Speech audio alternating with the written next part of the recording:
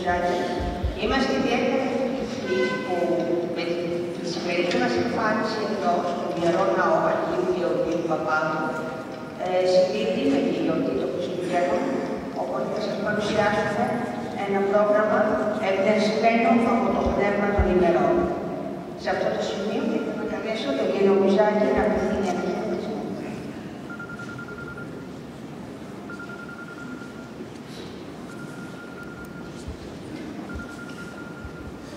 Σεβάστε πατέρες, κυρίες και κύριοι, η χαρά μας είναι πολύ μεγάλη, πραγματικά για τρίτη φορά βρισκόμαστε σε αυτόν τον περικαλή ναό για να εμιλήσουμε τον Θεό.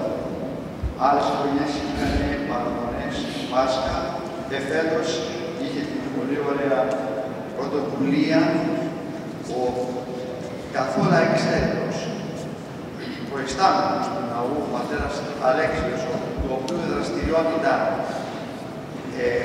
δεν ξέρω εάν σε όλους είναι γνωστή, και αυτή που είναι φανερή και αυτή που δεν είναι φανερή, και η αφανής δραστηριότητά του.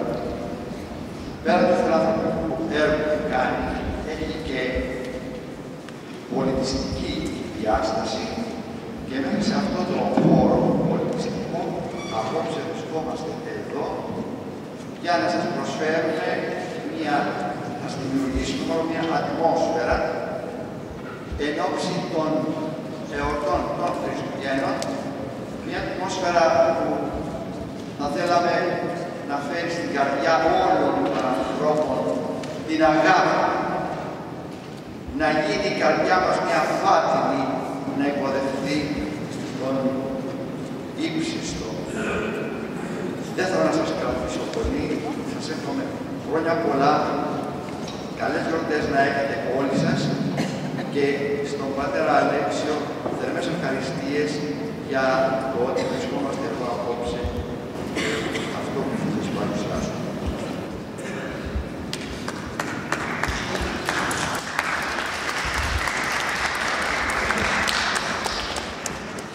Γράφει ο Γάμα Περίτης, όσοι μεγάλοι αναμενόμενοι του δύστιχου πεσμένου ανθρώπου, για σε ψαλμοί κι οδές και σύμβιλες, για σένα οι θρύλοι κάθε τόπο.